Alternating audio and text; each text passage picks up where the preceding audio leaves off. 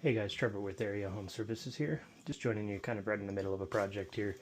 We're working in a customer's home. They previously had this Nuvo H2O system as a means to protect their tankless water heater here from scale buildup. They wanted kind of a more all-encompassing softening system for the whole home, and something that would protect the tankless water heater just a little bit more. So we kind of came in here and offered a little better of a solution, or more permanent solution, which is an actual traditional or salt water softener.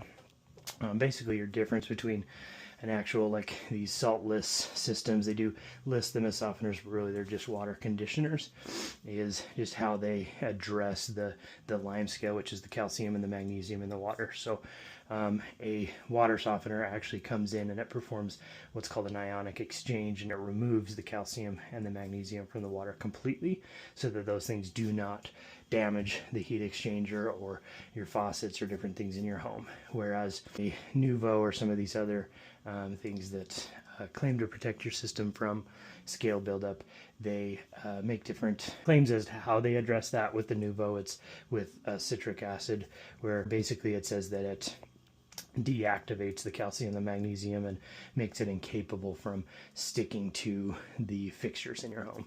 So again, there are research and other things that they've done that shows that it does do that, or that it descales the fixtures and different things in your home.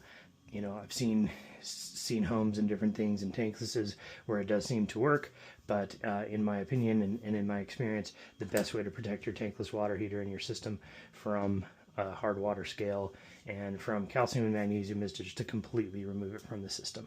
So now, one thing that we did have as a complication in this system is the Nuvo was just right here in line with the actual main, and so therefore it was covering the kitchen cold, the hose bibs and everything like that. And so we did have to come up with a solution for that. So right here we've got another line that we're creating a bypass right here. So our tankless, or excuse me, so our softener is going to come in between right here, and this is actually going to be a hard water line that we're going up into the ceiling. So join me on the other side of the wall.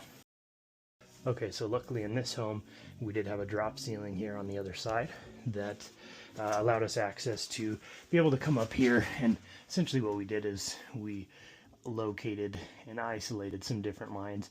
This line here, if you can see it, let's see, I got a flashlight.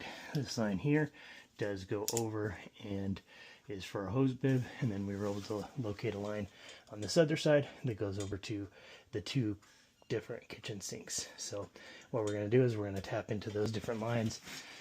This is that new line that we have fed over from there, and we're going to supply this hot water over to the two hose bibs and to the two kitchen sinks with hard water, and then the rest of the house will be supplied with nice soft water.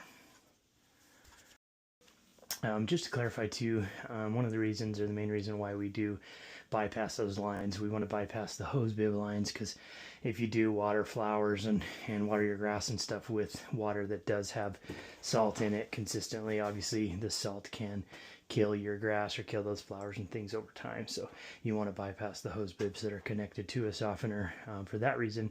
And then also we want to bypass the lines to the kitchen cold, just because that water can have a bad taste. So it does taste a little bit like salt. In some cases it's not 100% crucial to bypass the kitchen line. It's ideal just because of that taste, but if you do have a situation where there's just no way to bypass the kitchen line, it is possible to do something like a reverse osmosis, or something under the kitchen sink, in order to make sure that you can filter out that to get the water tasting better for you. Otherwise, some people don't necessarily mind the taste of softened water, and it can be nice to put a water softener on your kitchen faucet, because in some cases that is the most expensive faucet in your house, and so it's not a bad idea to protect it with soft water. But again, in general, the plumbing standard is to bypass your cold to the kitchen faucet and your hose bibs.